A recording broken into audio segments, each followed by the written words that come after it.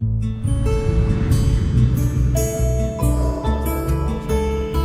pues hace años ya me venía invitando a venir a descansar unos días, a conocer la iglesia. Y bueno, ahora en este tiempo providencialmente pues se pudo. Ahora el problema es que como que mi esposa no quiere volver, entonces no sé qué vamos a hacer. Pero bueno, hermanos, quiero pedirles, antes de orar, pedirles un favor, y es que pues tengan ahí pues a disposición sus Biblias. Voy a usar bastantes textos, no todos los vamos a leer, pero algunos van a salir allí para que usted tome nota. Yo trato siempre, sobre todo en estas enseñanzas, que todos podamos ver cómo lo que se está enseñando realmente fluye de la Escritura. O sea, que es algo que está en la Biblia, que no es simplemente un pensamiento del maestro o de alguien más, sino que es algo que la Escritura nos muestra. Vamos a orar y vamos a darle gracias al Señor. Voy a poner también por acá mi reloj para amar al tiempo. El pastor Carlos me dijo que 1:30 la escuela y 2 el sermón, ¿verdad? Recuerdo una de las primeras veces que enseñamos en La Guajira a nuestro hermano Guayú. Yo le decía, ahí está el tiempo, listo, por si acaso y siempre. Y yo le decía a los maestros, seamos cuidadosos con el tiempo, por ahí 45, 50 minutos por clase, porque ellos no están acostumbrados, porque ellos tienen una manera de aprender diferente, exacta, y todas esas cosas. Y cuando dimos la clase, terminamos 50 minutos, bueno hermanos, tenemos el break y vamos a ofrecer un cafecito, y todos se sentaron y nos miraban, ¿no? Y no querían ponerse de pie porque querían que siguiéramos enseñando, ¿no? De hecho, después en el break ya alguno se me acercó y me dijo, pastor, está como cansadito porque pues fue como corta la clase, ¿no? Y después comprendí, eran hermanos que estaban caminando 2 o 3 horas para llegar y querían aprovechar lo más que pudieran el tiempo de estudio, ¿no? Así que espero que, aunque no hayamos caminado tanto tiempo para llegar, sí tengamos un corazón dispuesto y deseoso de conocer la palabra del Señor. Amén. Amado Señor, gracias por mis hermanos, por esta preciosa iglesia, Dios, que me permites conocer hoy, en la que me permites hoy servirte también. Gracias por mi hermano Carlos, por los hombres que están levantando en medio de esta iglesia, por las familias, por las hermanas, Señor, que te aman, que buscan honrarte en todas las cosas, Señor. Y yo te ruego que esta instrucción, esta enseñanza sea de beneficio para nuestras vidas, para nuestras almas, y que de esa manera tu reino siga avanzando en medio de esta ciudad tan hermosa, Señor. Te doy gracias en Cristo Jesús. Amén. Bueno, hermanos, quiero hablar hoy acerca de las imágenes de la iglesia y las implicaciones para los miembros. No es el cachete, es que Una de las cosas que me gusta de la Biblia y que nosotros podemos ver, por ejemplo, en la enseñanza del Señor Jesús, es la manera como Él utiliza analogías o imágenes para enseñarnos, para mostrarnos algunas cosas, y no es una excepción cuando hablamos de la iglesia. La Biblia usa imágenes para dejarnos entender cómo es la iglesia o diferentes aspectos de la iglesia. Así que cada imagen que la Biblia usa para referirse al pueblo de Dios o a la iglesia, nos busca que nosotros entendamos un aspecto de la misma y que podamos vivir también a la luz de eso. Entonces quiero intentar tratar 7 temas. Primero, hacer definiciones de la iglesia por medio de las imágenes que usa la Biblia. En segundo lugar, hablar de la iglesia universal y local brevemente. Yo sé que tal vez muchas de estas cosas ustedes ya las conocen, así que no quiero traer cosas novedosas, sino profundizar en la enseñanza de la Escritura. Hablar de la iglesia como casa de Dios, como familia de Dios, como baluarte de la verdad, como sostén de la verdad, y después dar algunas conclusiones. Es decir, que de todas las imágenes que la Biblia usa para referirse a la iglesia, voy a centrarme en estas que principalmente están en la primera carta a Timoteo. Entonces, algunas definiciones de la iglesia por medio de las imágenes usadas. Voy en la tercera diapositiva. Algunas definiciones de la iglesia por medio de las imágenes usadas por la Biblia. Y en esto quiero que me acompañen a leer 3 textos que creo que son fundacionales o fundamentales para entender estas cosas. Primero, Efesios capítulo 2, verso 19 al 22. Otro hermano que me ayuda a leer, Primera de Pedro 2, verso 4 al 5 y verso 9 y 10. Y vamos a terminar Primera de Timoteo 3:15. Esos son tres textos fundacionales que vamos a ver, aunque hay muchos textos más y ustedes los van a ver en la presentación. Así que Efesios capítulo 2, verso 19 al 22. Si alguien me puede ayudar yendo a esa palabra y leyéndola a viva voz, que pueda ayudarme. Efesios 2, 19 al 22. Así que ya no sois extranjeros ni advenedizos, sino conciudadanos de los santos y miembros de la familia de Dios, edificados sobre el fundamento de los apóstoles y profetas, siendo la principal piedra del ángulo Jesucristo mismo, en quien todo el edificio bien coordinado va creciendo para ser un templo santo en el Señor, en quien vosotros también sois juntamente edificados para morada de Dios en el Espíritu. Gloria a Dios. No más, fíjese, 3 versículos.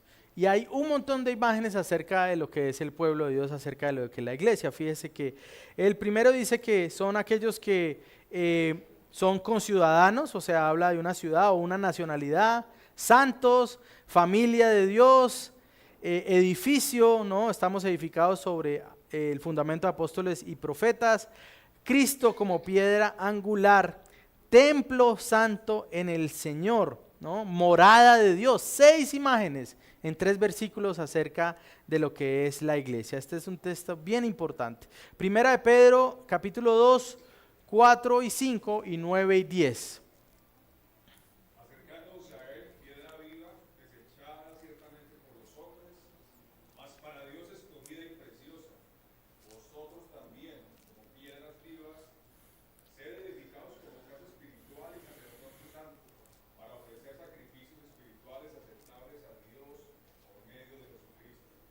Mas vosotros sois linaje escogido, real sacerdocio, nación santa, pueblo adquirido por Dios, para que anunciéis las virtudes de aquel que os llamó de las tinieblas a su luz admirable. Vosotros que en otro tiempo no eres pueblo, pero que ahora sois pueblo de Dios, que en otro tiempo no habíais alcanzado misericordia, pero ahora habéis alcanzado misericordia. Gloria a Dios, ¿no? Ahora, fíjense que aunque está hablando Pablo en Efesios y ahora Pedro en su carta, hay algunos elementos comunes, ¿no? No sé si alguien puede identificar algunos en lo que ya dijimos de Efesios. Piedra angular, o sea, alguien es principal en la iglesia y no es el pastor, es el pastor de las ovejas, el Señor Jesucristo, amén. ¿Qué más? ¿Qué otra idea hay? Antes no eran pueblo, ahora son pueblo. Eran extranjeros, ahora son conciudadanos, ¿no? O sea, hay una idea de que los que estamos haciendo parte del pueblo venimos a ser parte de algo que no éramos. Es decir, ninguno de nosotros, y es un asunto de que la salvación no es por nacer en una etnia o por nacer en una familia, no es que nazco cristiano, sino por venir a ser ahora hecho ciudadano por parte de Dios. ¿Qué otra idea hay ahí que podamos ver repetida con lo que habla Pablo?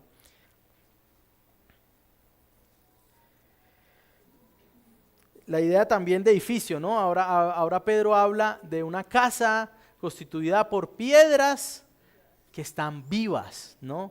Recordemos, Pablo está hablando a algunos que venían del judaísmo y tenían esa idea del gran templo de Jerusalén, pero Pablo habla de un templo que es similar pero muy distinto, porque ahora estas piedras son piedras vivas, ya no es un templo que pueda ser destruido como el de Jerusalén, es un templo que está constituido por personas, personas que son parte de ese pueblo. Y miremos 1 Timoteo 3.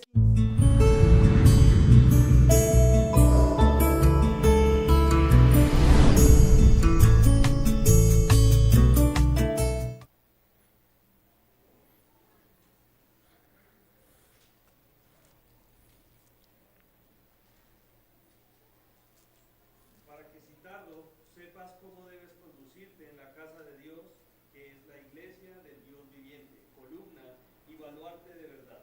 Amén. Ese texto en 1 Timoteo es la idea principal de toda la carta.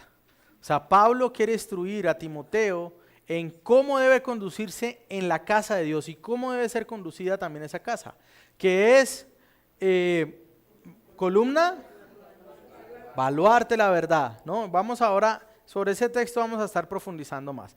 Entonces, de estos 3 textos y otros más, nosotros podemos ver algunas imágenes. Primero, la iglesia es pueblo de Dios. Y fíjense que es un pueblo que es constituido no por una herencia en la carne, sino por ser unidos a la fe en el Señor. Y eso Pablo lo habla también en Gálatas. Ahí usted tiene muchos más textos de los que vamos a estar abordando para que usted también tome nota, ¿no? Somos una nación santa, un pueblo que ha sido escogido por Dios. Entonces, otra idea es la idea de nación. Es un cuerpo, es el cuerpo de Cristo con diferentes miembros. Eso no lo puse ahí, pero está en la carta a los Corintios capítulo 12, también en Romanos capítulo 12 y también en otros textos se habla de que la iglesia es un cuerpo constituido por muchos ¿qué? Miembros, pero que al mismo tiempo son uno solo, ¿no? Entonces, el evangelio tiene varias como paradojas, ¿no? Morimos para vivir, ¿no? Éramos esclavos, ahora somos libres, pero también volvemos a ser esclavos, solo que ahora esclavos de Cristo, ¿no? Entonces somos muchos, pero realmente somos uno. Hay muchas cosas en la Biblia que son maravillosas y nos hablan de cómo es la iglesia. Un cuerpo entonces, el cuerpo de Cristo con diferentes miembros, pero también es la esposa del Señor. Isaías 54:5, Efesios capítulo 5, versículo 22, que de hecho el hecho de que la iglesia sea la esposa del Salvador, también se habla de que es la novia, en un sentido nos habla y pone el fundamento también para nuestra vida matrimonial, ¿no? Es interesante. Y es interesante también porque se usan las 2 imágenes, ¿no? La iglesia tanto como novia, es decir, que no ha sido desposada, como también la iglesia como esposa, ¿no? Y por eso vemos, por ejemplo, en Apocalipsis, en los últimos capítulos, como el apóstol Juan habla de esa iglesia que está esperando a su esposo para tener las bodas, ¿no? Es interesante. Y bueno, en la antigüedad, y un pequeño paréntesis, en la antigüedad era la esposa la que esperaba al novio en la ceremonia matrimonial. No era el novio el que llega, no era la novia la que llegaba, sino era el novio, ¿no? Entonces era la mujer la que estaba allí esperando. Y venía toda una gran caravana de los amigos del novio y hacían una gran fiesta y se desplazaban en la noche con antorchas y llegaban al encuentro del novio con su novia, ¿no? Nosotros como novia del Señor, por eso somos nosotros los que lo estamos esperando a Él, ¿no? Interesante. La esposa de Cristo, redil de ovejas. Alguien que lea por favor 1 Pedro 2:25 rápidamente, o Salmo 103 también. 1 Pedro 2:25 y el Salmo 103. Primera de Pedro 2:25, porque vosotros erais como ovejas descarriadas, pero ahora habéis vuelto al pastor y obispo de vuestras almas. Amén, ¿no? Éramos ovejas descarriadas, pero ahora hemos llegado. Y se nombra a Cristo también como el pastor de las ovejas, como el príncipe de los pastores, y muchas otras cosas más. Salmo 100, verso 3. Reconocer que Jehová es Dios, Él nos hizo y no nosotros a nosotros mismos. Pueblo suyo somos y ovejas de su prado. Amén. Pueblo suyo somos y ovejas de su prado. Y fíjense que muchas de esas imágenes que se hablan en el Nuevo Testamento sobre la iglesia ya se han hablado en el Antiguo Testamento, en los Salmos, en los profetas, incluso en el Pentateuco, los primeros 5 libros, refiriéndose a Israel. Pero el Nuevo Testamento nos amplía y nos clarifica que la idea de ser pueblo de Dios apuntaba desde siempre a una idea de un pueblo espiritual, de una nación espiritual que estaba unida a Cristo por medio de la fe. Entonces somos un redil de ovejas, Dios es nuestro buen pastor, somos un templo hecho de piedras vivas, ya lo leímos, también está en 1 Corintios 3. Somos familia de Dios, Efesios 2, 19 al 20, Juan capítulo 1 dice que aquellos que reciben su palabra vienen a ser hechos hijos de Dios, los cuales no son engendrados de carne ni de voluntad de varón, sino de Dios, ¿no? Entonces todos los que pertenecemos al pueblo hemos nacido. ¿De quién? Hemos nacido de Dios. ¿Por medio de qué? Por medio de la predicación de la palabra de Dios. Amén. Entonces somos parte de esa familia de Dios. Ahora, la siguiente diapositiva. Voy a recordar algo rápido porque sé que ustedes lo conocen sobre la iglesia universal y la iglesia local. ¿A qué nos referimos cuando hablamos de iglesia universal? Todos los cristianos, en todas las épocas, en todos los lugares. Es el pueblo del Señor que ha existido durante todas las épocas. Entonces, cuando hablamos de iglesia universal, hablamos de Abraham, ¿no? En el antiguo cercano oriente, hablamos de Job, hablamos de Moisés, hablamos de David, ¿no? Pero hablamos también de Charles Spurgeon, hablamos también de Juan Calvino, hablamos de nuestros abuelos, y tenemos abuelos cristianos, de los que estuvieron antes de nosotros, y estamos hablando también de los que vendrán después nuestros, los creyentes que serán levantados. Entonces aquellos que han sido nacidos de nuevo por el Espíritu Santo, se han arrepentido y han creído en Cristo como Señor y Salvador, aquellos que andan en nueva vida, aquellos que son bautizados. Cuando hablamos de iglesia local, entonces estamos hablando de una manifestación visible de esa iglesia universal, o una manifestación visible, podríamos decir también, de la iglesia invisible, ¿no? La iglesia invisible es la que solo Dios puede ver y es todos aquellos que son verdaderos creyentes. Pero la iglesia local es algo que deja ver, digamos, quiénes son aquellos, ¿no? Es una manifestación visible de esa iglesia universal que está ubicada en un lugar y tiempo específico. Algo interesante es que más o menos el 90%, cuando la Biblia usa el término iglesia, más o menos en el 90% de las ocasiones se refiere a iglesias locales. Solo en un porcentaje bajo se refiere a la iglesia universal. Por eso vemos que en el Nuevo Testamento la mayoría de cartas son dirigidas a ¿quiénes? Iglesias locales. Éfeso, ¿no? Galacia, Tesalónica, Filipo, ¿no? Las iglesias de Asia. Entonces nosotros vemos que la iglesia local es fundamental en lo que se habla en el Nuevo Testamento. Entonces está la iglesia de Galacia, Éfeso, Jerusalén, la iglesia de Jerusalén, pero también la iglesia bíblica Gracia y Vida en Armenia en el siglo XXI, ¿no? La iglesia cristiana Verdad y Gracia en Bogotá en este tiempo también. Wayne Mack, un autor que habla mucho sobre la iglesia, dice lo siguiente: la iglesia es el medio principal por el cual Dios lleva a cabo su plan en el mundo. Es el instrumento ordenado por Él para llamar a los perdidos a sí mismo en el contexto en el que Él santifica a los que son nacidos en su familia. Este autor también dice en otra parte de uno de sus libros que la manera como uno debería relacionarse con las personas que no son miembros de la iglesia es como personas pues que necesitan el evangelio, que necesitan llegar a la familia. También se dice que no podemos o no deberíamos considerar a alguien como familia de Dios que él no quiere ser considerado como familia de Dios. O sea, alguien, y esto es interesante porque muchas personas en nuestro tiempo dicen, yo quiero a Cristo, pero no quiero ¿qué? La iglesia. Yo con Jesús, mire, con Jesús hasta donde sea, pero la iglesia, no. No sé si acá hay casados, creo que hay varios, ¿cierto? ¿Quién allá? ¿Algún varón? Allá el hombre de verde, el siervo de verde, ¿cómo se llama? Javier. ¿Qué haría usted con alguien que le dice, mire Javier, usted me cae bien, yo con usted miraría cualquier tipo de negocio, yo quiero ser su amigo, usted es una persona amable, pero Javier, su esposa, hermano, yo no, es más, esa muchacha ni siquiera me gustaría estar en el mismo espacio que ella. ¿Qué haría usted, Javier?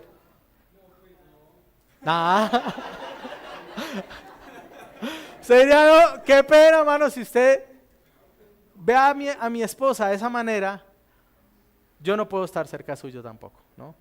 Eso es lo que pasa cuando alguien dice, mire, yo quiero todo con Cristo, pero eso, ser parte de una iglesia, uy, miembro, uy, no, que firman algo, no. ¿Usted qué está diciendo ahí? Mire, Jesús, quiero todo contigo, pero no quiero nada con los tuyos. No quiero nada con aquellos que tú amaste, por los que derramaste tu sangre, aquellos que son tu posesión preciada. ¿Cómo podríamos tratar a alguien así como familia si está despreciando a la familia? ¿No? Y al mismo tiempo nos deja sin razones a alguien que diga que es cristiano. Realmente no podría haber una razón lógica y válida para decir que no va a ser parte de un pueblo de creyentes, de un cuerpo de creyentes. Ahora vamos a profundizar entonces en la iglesia como casa de Dios. Ya lo leímos en 1 Timoteo 3:15 y quiero volverlo a leer acá. Dice, pero en caso de que me tarde, te escribo para que sepas cómo debe conducirse uno en la casa de Dios. Es lo primero que dice el apóstol Pablo a Timoteo.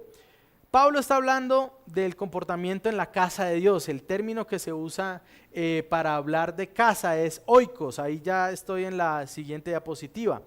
Y bueno, en Bogotá hay una constructora muy famosa que se llama Oikos, no sé si ellos tienen proyectos acá, pero la idea de Oikos, cuando hablaban los autores del Nuevo Testamento, no era solo el lugar físico, sino que es cuando se habla de casa, además de un lugar físico, se habla en una noción de familia. Por eso cuando Pablo, hoy creo que lo vamos a verlo, cuando Pablo da saludos a la casa de Onesíforo, no está mandando un saludo al lugar físico donde vive Onesíforo, está mandando un saludo a la esposa de Onesíforo, a los hijos de Onesíforo, o sea, está mandando saludos a la familia. Entonces cuando hablamos de que la iglesia es la casa de Dios, no estamos diciendo que el templo físico donde nos reunimos es la casa, sino que albergamos, este lugar alberga la casa de Dios que son ustedes. La familia de Dios, ellos son la casa, ¿no? Quienes habitan en la casa son familia, son sus hijos. La iglesia es la familia de Dios, es donde sus hijos e hijas habitan. Los miembros de la iglesia son verdaderos hijos e hijas de Dios. No solo necesitamos estar en su iglesia si queremos estar donde Dios está, vuelve a decir Mac, sino que también necesitamos estar en su familia si queremos considerarlo a Él nuestro Padre, ¿no? Cuando nos unimos a una iglesia, lo que estamos declarando públicamente es, el Señor es mi Padre, yo quiero que el Señor me trate como hijo, yo no quiero que Él me trate como un extraño, no, yo quiero que Él me trate como parte de su familia. Ahora, si esto es así, si la iglesia es la casa de Dios, ¿qué implicaciones eso debería traer a nuestra vida? ¿Cómo nosotros deberíamos vernos si somos parte de la casa de Dios? Primero, una implicación que trae es que Dios gobierna su casa. En su casa, nuevamente allá si hablo de Javier, ¿tiene hijos Javi? Por ahora diga, ¿no? Pero cuando tenemos hijos y viene alguien de visita, no esperamos que esa persona le diga a nuestros hijos cómo conducirse. Nosotros deberíamos ser quienes indicamos eso. ¿Por qué? Porque estamos en nuestra casa.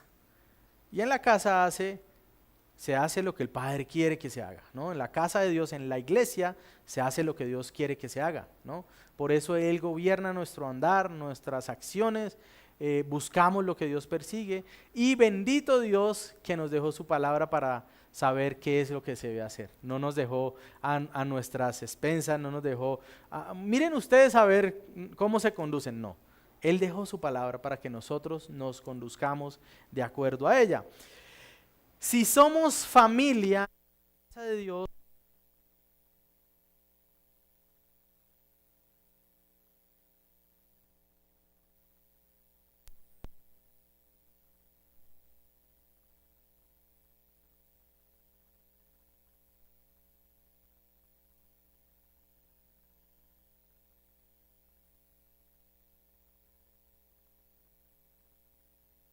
son familia. Es decir, los que pertenecemos a la familia debemos tratarnos ¿cómo? Con amor. Aun cuando el amor a veces sea difícil, ¿no? Porque es difícil, hermanos. Si usted está considerando unirse a esta iglesia como miembro, y pues espero que el pastor me perdone, pero quiero decirle algo, si ustedes son como nosotros y como el resto de los cristianos en el mundo, habrán dificultades, ¿no? Muy probablemente habrán roces, habrán momentos difíciles, ¿no?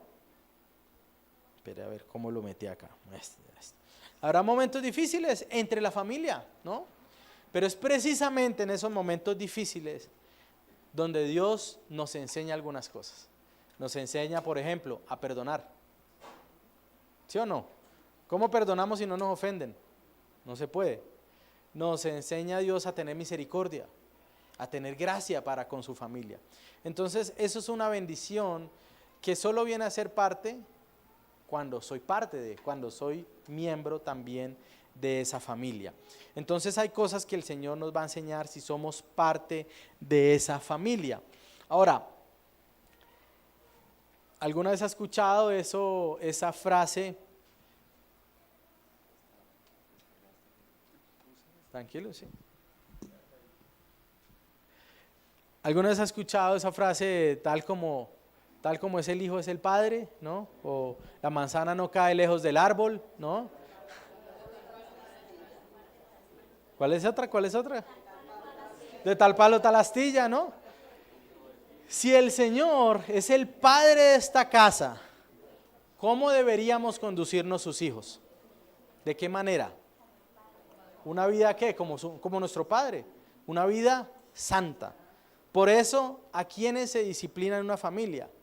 A los que son hijos, ¿no? Y esa es la manera, una de las cosas hermosas de la membresía de la iglesia, es que cuando yo me hago miembro de la iglesia estoy diciendo también, yo quiero que me disciplinen. Si estoy por ahí corriendo fuera de la voluntad del Señor, yo quiero que me ajusten, yo quiero que me ayuden, yo quiero que me permitan encarrilarme otra vez, yo quiero que me permitan perseverar, ¿no? Y a veces con el otro pastor de nuestra iglesia y con los candidatos a pastores hablamos de personas que asisten a la iglesia, pero no son miembros de la iglesia.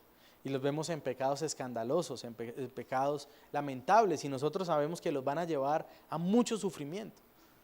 Y hablamos y decimos, ¿qué podemos hacer? Orar. No podemos hacer nada más. ¿Por qué? Porque estas personas, algunos incluso, yo creo que tengo el récord de mayor asistencia sin ser miembro de la iglesia, una persona que llevaba 8 años asistiendo a la iglesia regularmente, pero nunca quiso ser miembro. Finalmente se fue de la iglesia luego de una situación bastante lamentable. Pero llegamos a la conclusión, no podemos hacer nada más que orar, porque Él no quiere que lo tratemos como hijo, no quiere y la Biblia dice que los que son disciplinados son los hijos. No podemos ayudarlo en otra manera, no podemos reconvenirlo, porque Él no quiere ser tratado así. Entonces, ser parte de la familia nos lleva a un compromiso también de vivir en santidad. Ojo, no quiere decir que los hijos seamos perfectos, por eso necesita la disciplina. Quiere decir que aunque no somos perfectos, queremos ser como nuestro Señor. Amén. Queremos caminar ese camino. Ahora, la iglesia, sigo en lo que dice Pablo. Te escribo para que sepas cómo debe conducirse uno en la casa de Dios, que es la iglesia del Dios vivo. Esa es otra imagen que quiero profundizar. Ahí ya estoy en la segunda diapositiva. Mateo 16 también habla de esto. Ahora, cuando la Biblia habla de que la casa de Dios es la iglesia del Dios vivo, se usa este término que creo que conocen, que es eclesía, y habla también de una asamblea de pueblo, ¿sí? de una congregación. Aquellos que son parte de esa casa son parte de la asamblea. Creemos también, y como iglesias bautistas, creemos en que la membresía de la iglesia debe ser una membresía regenerada, es decir, que los miembros de una iglesia deben ser aquellos que han nacido de nuevo, ¿no? Porque creemos que eso es lo que la Biblia enseña, ¿no? Pero es una asamblea que adora a un Dios que está vivo, no a un Dios muerto.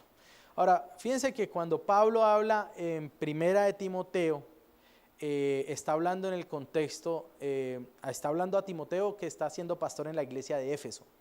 En la iglesia de Éfeso estaba un templo muy conocido que era una de las maravillas antiguas, que era el templo de la diosa Diana o Artemisa, ¿no? esta diosa tenía una casa que era magistral, más o menos 100 columnas alrededor de la casa, de más o menos entre 10 y 20 metros de alto, ¿no? Desde cualquier lugar en Éfeso usted podía ver el templo de la diosa Diana. Era majestuoso, era una cosa impresionante. Sin embargo, la diosa que habitaba allí era una diosa muerta, ¿no? La adoración era una adoración falsa, era una diosa falsa. Por eso Pablo usa estas imágenes de columna, de baluarte, de casa, ¿no? De Dios vivo, para que los hermanos en Éfeso, Timoteo como pastor, entiendan que el Dios que habita en la iglesia es diferente a los dioses de este mundo. Todos los hombres adoran. El problema es, o la pregunta es, ¿a quién adoran? ¿No? Los hombres erigen sus templos, ¿no? Erigen los lugares de idolatría. Pero todos esos dioses que adoran en esos templos son dioses muertos. La iglesia es la asamblea del pueblo que adora a un Dios que está vivo. Amén.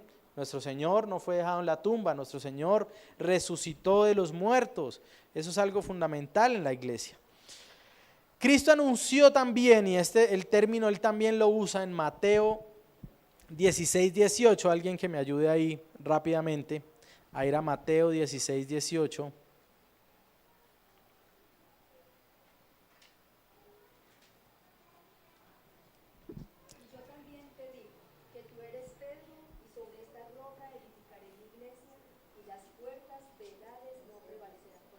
Sobre esta roca edificaré mi iglesia, edificaré mi eclesía, y las puertas del Hades no prevalecerán.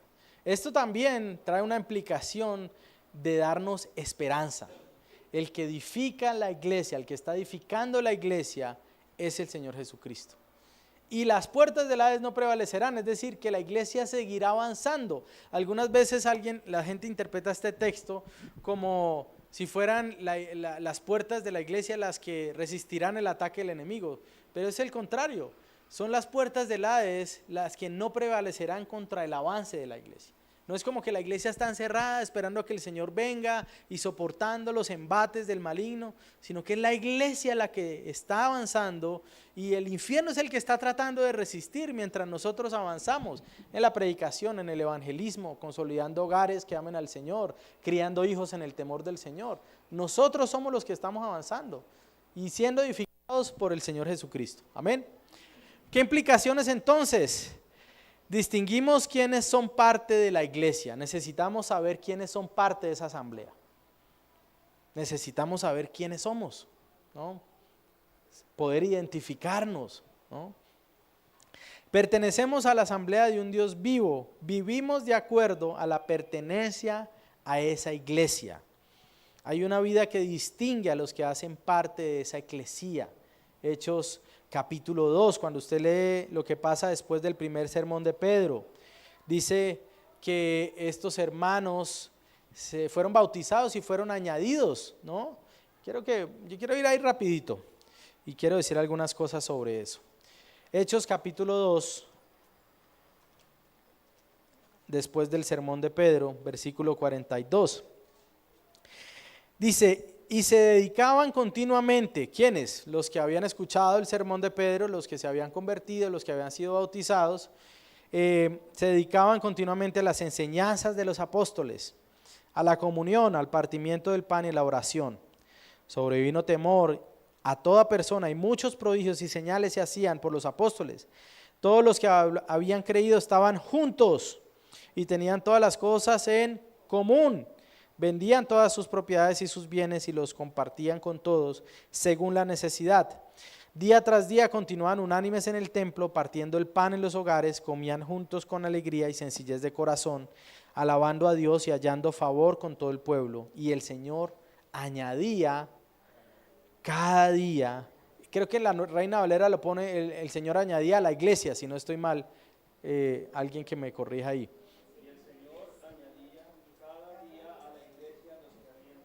Tremendo, ¿no? ¿Quién está trayendo? El Señor.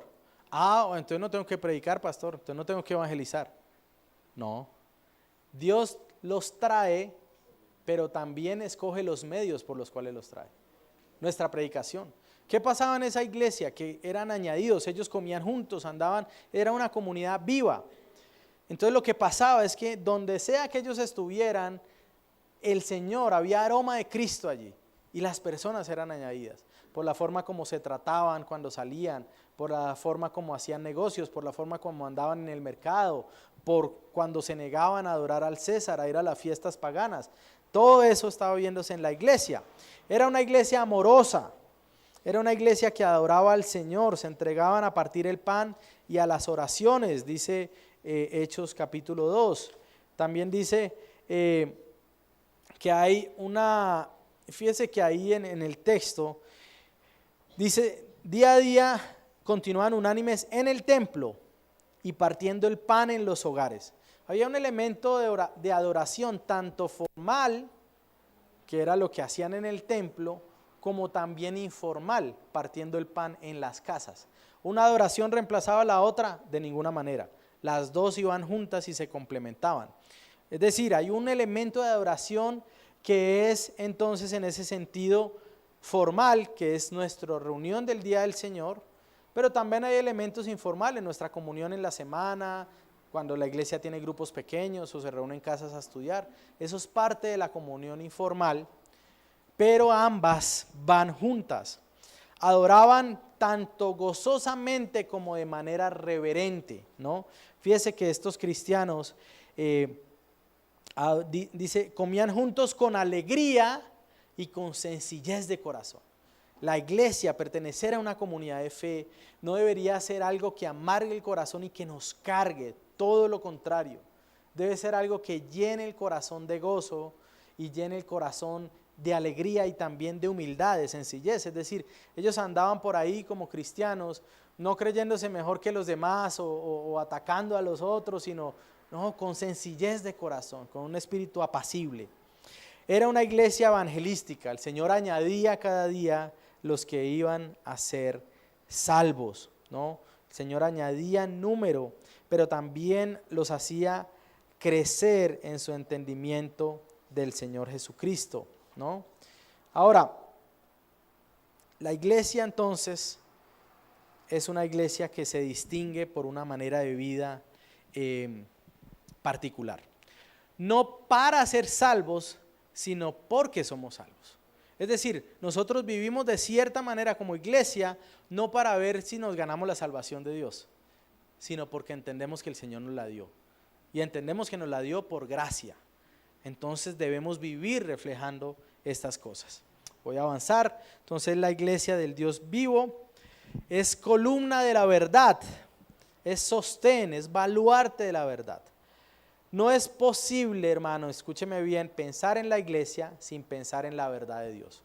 No podemos pensar en la iglesia sin pensar en la verdad. Es la función de la iglesia como una columna, sostener las verdades sobre Dios en medio del mundo, ¿no?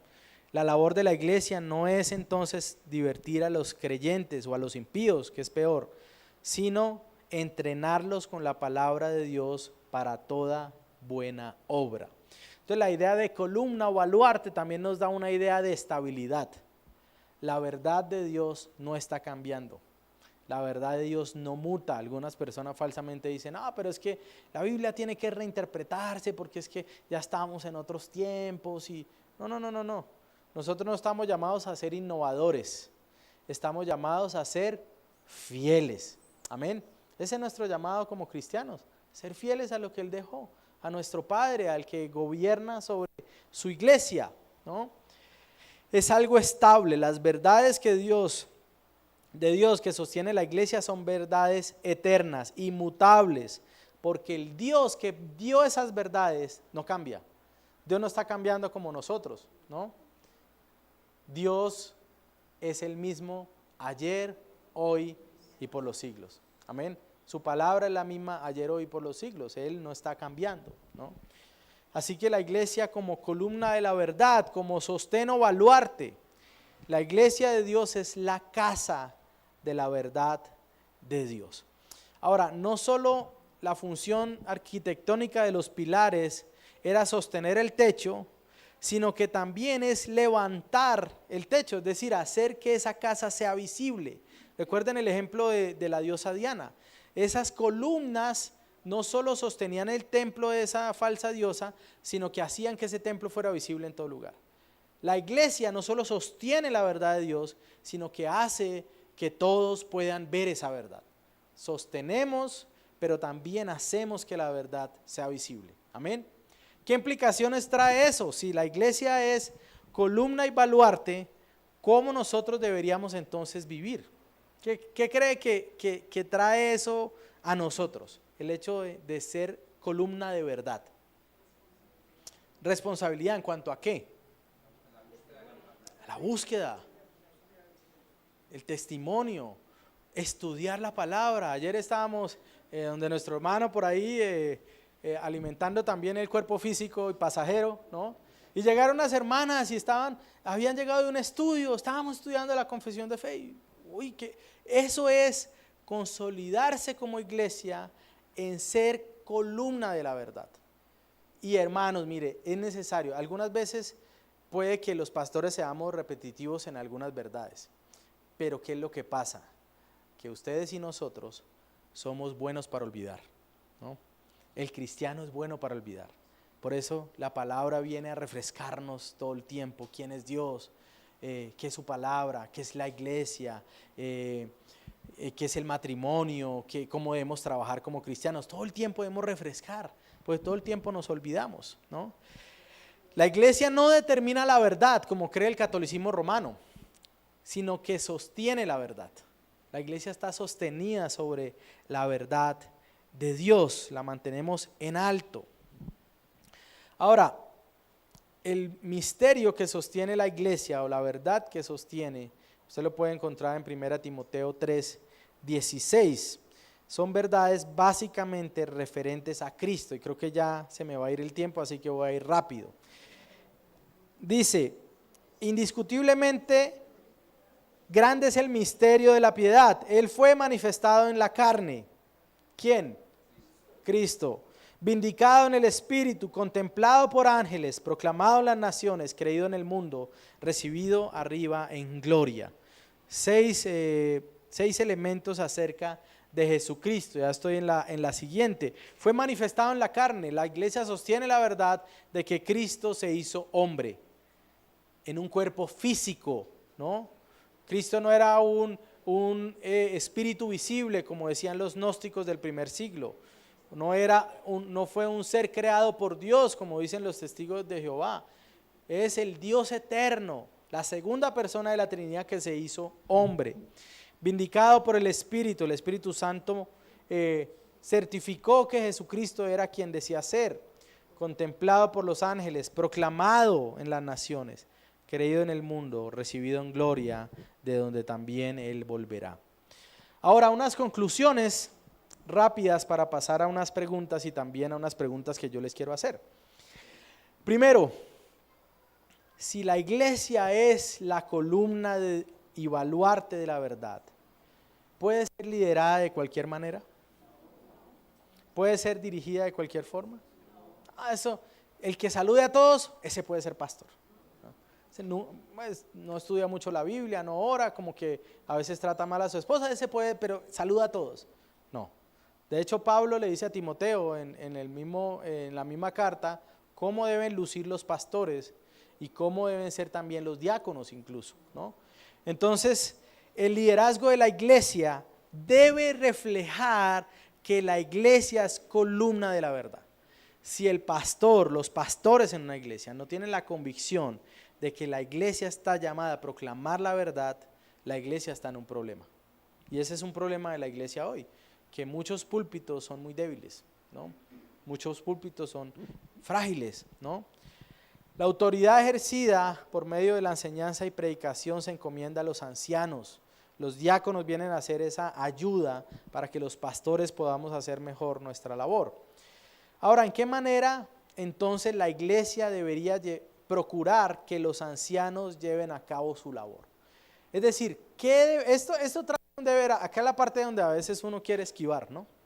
Pero si la iglesia es columna y baluarte de la verdad, si los pastores estamos llamados a proclamar esa verdad y a vigilar de que la iglesia sea columna de la verdad, ¿cómo debería ser la vida del pastor? ¿De qué manera el pastor debería vivir para que eso pueda ser llevado a cabo? ¿Cómo? ¿Cómo debería vivir? ¿Una vida de testimonio? ¿No? Irreprensible. Pero Pablo también habla de eso en la primera carta de capítulo 5. Deben ser hombres que puedan estar ocupados plenamente en ese ejercicio. Imagínense un pastor, yo me acuerdo, los primeros 5 o 6 años de mi vida ministerial, yo trabajé como ingeniero, yo soy ingeniero. Entonces me tocaba un horario de 7 a 6 de la tarde todos los días, ¿no? ¿Qué me tocaba hacer? Llegar con las fuerzas que me quedaban a preparar mis sermones. Y a veces había alguna consejería, entonces me tocaba salir de la oficina, corra a hacer esto, corra a hacer lo otro. ¿Cómo en ese ritmo de vida el pastor puede asegurarse de que la iglesia siga siendo columna de baluarte? Si tiene que llegar al fin de mes y aparte de las muchas ocupaciones del ministerio, ay, ¿y este mes cómo va a hacer mercado? ¿Y este mes cómo voy a pagar al arriendo? ¿No? Eso a veces somos pendulares, ¿no? Llegamos de una iglesia falsa donde todo es el dinero a pensar que los pastores podemos hacer ósmosis o cómo son los procesos de las plantas, podemos hacer fotosíntesis, ¿no? Yo le enseñaba a mis hermanos hace muchos años que yo no podía hacer fotosíntesis, que no podía vivir del sol, no era un panel solar, ¿no? Y mientras estemos en esta tierra, eso es una verdad que tenemos que enseñar porque es parte del consejo de Dios, ¿no? Entonces, si es columna de la verdad, los pastores debemos dedicar todos nuestros esfuerzos, enfocarnos para que eso sea así. El gobierno de la iglesia debe reflejar que es casa de Dios. Es un gran privilegio entonces para nosotros participar de la familia, participar del cuerpo, participar de la columna, ser ese templo espiritual y ser esa esposa del Señor Jesucristo. Amén. Yo voy a hacerle unas preguntas, pero primero quiero que pregunten y después ya yo pregunto o construimos unas conclusiones comunes. Ya estoy en la última diapositiva. Creo que tengo como 2 minutos. ¿Alguno tiene una pregunta ya, siervo? Alguien formuló esta, dice, hablando de la verdad revelada por Dios, lo que plantea la persona es, si esa verdad es expresada sin amor, sin misericordia, esa verdad deja de ser verdad. Quisiera consultarle su opinión. Sí, yo creo que puede pasar que a veces en nuestra manera de expresar la verdad podamos hacer que sea más difícil para las personas reconocerla. Pero a pesar de que seamos vasos de barro y a veces podamos cometer errores, la verdad no deja de ser verdad, ¿no? Pero Pablo también le dice a Timoteo, por ejemplo, que el siervo del Señor no debe ser rencilloso, sino amable para con todos, apto para enseñar, sufrido. Debe reprender, y esto es dificilísimo, dice, debe reprender tiernamente a los que se oponen.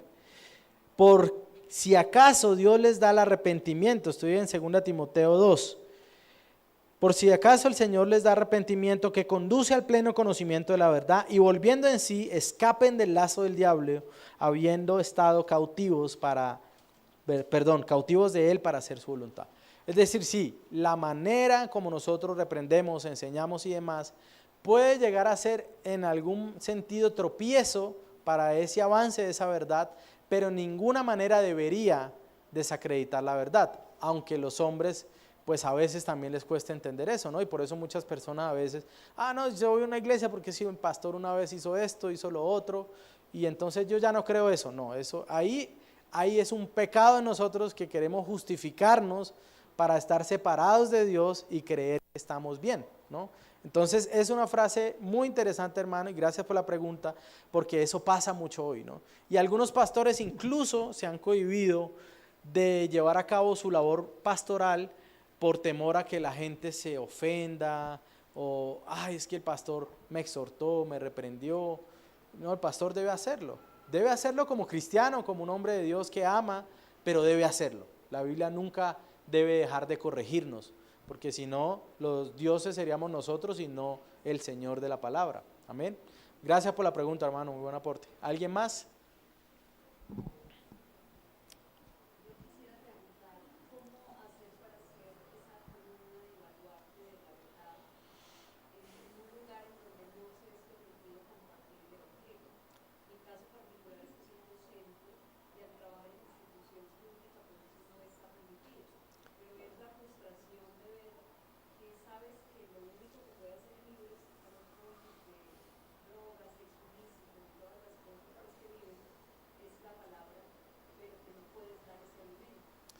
Es... Ujú, ujú.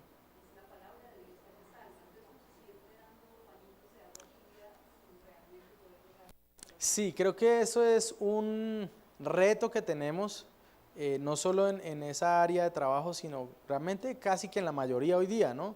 Ya el tema de que no puedes hacer proselitismo, no puedes hacer esto y lo otro, pero ellos sí hacen proselitismo de toda su filosofía, ¿no? Entonces creo que es un reto, creo que demanda mucha valentía de nosotros en este tiempo, y creo que si bien ellos pueden gobernar en un sentido sobre, digamos, lo que pasa o lo que enseñamos, no pueden gobernar sobre otras áreas donde nosotros también modelamos y mostramos. Tú decías bien, el testimonio, la manera como yo me relaciono con los otros profesores, cómo me relaciono con las directivas, pero también de todas formas aprovechando las oportunidades que tengamos, alguna apertura que nos den los estudiantes o sus papás, ¿no? Y mostrarles de alguna manera el Evangelio. No pueden controlar si uno regala un libro, por ejemplo, ¿no? O creo que no deberían hacerlo. Y en algún momento también viene a ser casi que imposible para uno callar, ¿no? Entonces en ese sentido nosotros tenemos que seguir siendo testimonio. Ahora también nosotros debemos testificar, buscar testificar en la manera como podamos. Somos columna también de la verdad en la manera como procuramos conocer más la palabra, porque en algunos casos va a ser evidente que hay un choque de ideas y yo tengo que, como cristiano, con mucho respeto, amor y demás, saber dónde estoy para poder sostener esa verdad en medio de mi ambiente hostil, ¿no? Nosotros tenemos hermanos en nuestra iglesia, muchos. Creo que una de las cosas que tenemos en nuestra iglesia es profesores. Tenemos como unos 20 miembros que son del magisterio, y algunos en la época de las protestas y eso tuvieron muchas luchas porque los obligaban casi que a marchar y se tomaran fotos y eso. Muchos comenzaron a retirarse de los ¿cómo se llama eso? De los sindicatos, ¿no? A manera de protesta, porque a ellos principalmente son los que le demandan ese tipo de cosas. Entonces ellos empezaron a tomar ahí decisiones de ese tipo, orar también, empezaron a orar en sus lugares, y bueno, creo que en ese sentido debemos ser valientes, debemos aprovechar cualquier oportunidad que tengamos, incluso con los compañeros, con los muchachos. Debemos ser valientes y rogar al Señor que nos guarde, ¿no? Pablo, estando en la cárcel donde podían matarlo en cualquier momento, seguía dándole avance al Evangelio del Señor, y en ese sentido hay que ser valientes, hay que rogar al Señor que nos ayude, y que también el Señor permita que pueda seguir avanzando la luz en medio de todo esto que es tan difícil, ¿no? En el tiempo en el que estamos. La corrección de los niños también es un reto hoy, ¿no? Porque como papás, si queremos ser padres como lo que dice la Biblia, nos vamos a encontrar gente que nos va a reprender, que nos va hasta gente que puede llegar a querer demandarnos o algo, pero tenemos que ser fieles, ¿no? Y tarde o temprano, a medida que la oscuridad trata de imponerse y la luz avanza, pues es imposible evitar en un sentido la tensión, la confrontación, la dificultad, ¿no? Entonces que el Señor te ayude, hermana, y te dé valentía, porque hay que seguir trabajando, hay que orar, hay que tener ideas sólidas, ideas firmes, y saber en que creemos en un Dios que está vivo. Amén. ¿Alguien más? Un término antagónico de la iglesia puede ser sinagoga de Satanás, tal como se muestra en Apocalipsis. Quisiera preguntarle, en el contexto y el énfasis doctrinal, ¿qué requisitos se pueden enumerar para decir que es sinagoga de Satanás? ¿Esto por qué va? Porque pues, la iglesia tiene que relacionarse a nivel de comunidades locales, y para evitar el sincretismo es necesario determinar quiénes son los de este grupo. Sí, ahí hay varias cosas. Primero, ayuda mucho para una iglesia como columna de la verdad hacer uso de las confesiones y los credos, que es lo que hemos sostenido los cristianos a lo largo del tiempo, y también identificar de esas confesiones, digamos, cuáles cosas son las fundamentales que hacen que alguien pase de, digamos, del lado de una ortodoxia cristiana allá salirse de esa ortodoxia y ya no ser considerados cristianos. Por eso la doctrina sana es tan importante, porque me aleja lo más que se pueda de estar en un terreno peligroso doctrinal o negar alguna doctrina esencial. Hay un punto de encuentro que algunos han identificado y es lo que se conoce como el credo de los apóstoles, ¿no? Que eso no es invención del catolicismo romano, ¿no? Es creo en Dios Padre Todopoderoso, Creador del cielo y de la tierra, Jesucristo su único Hijo. Entonces, algunos entienden ese credo apostólico como un punto mínimo de encuentro, es decir, un punto mínimo de ortodoxia.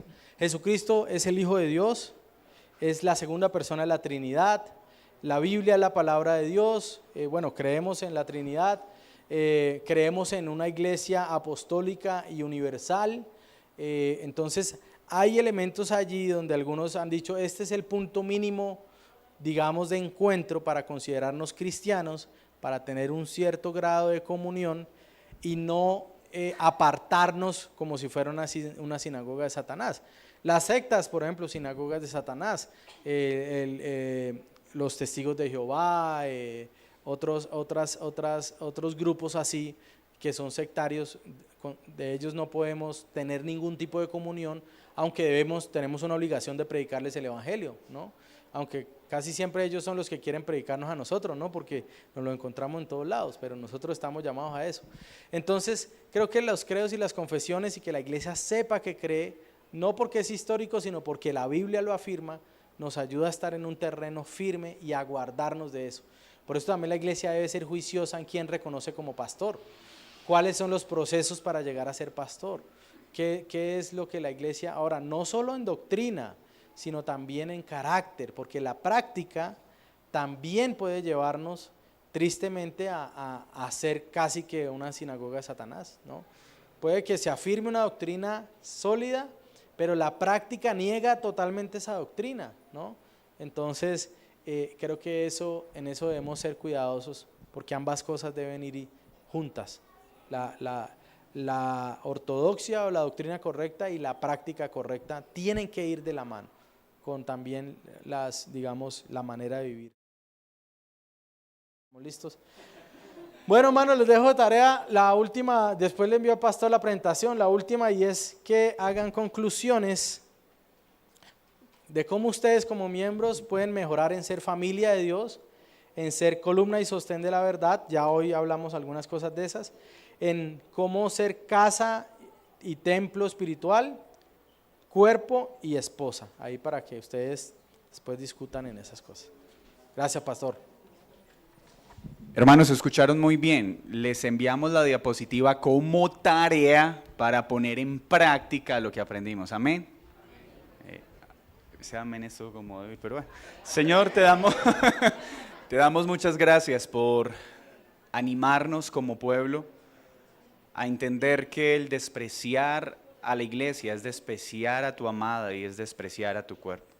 Perdónanos por las veces que hemos tenido en poca estima no la opción de vincularnos a una iglesia, sino el deber de ser parte de tu amada. Perdónanos cuando hemos sido negligentes en este deber, pero ayúdanos a vivir conforme a tu palabra, pues entendemos, Señor, que no es por una regulación superficial, sino que es necesario para un crecimiento sano y verdadero en nuestra vida de fe y para que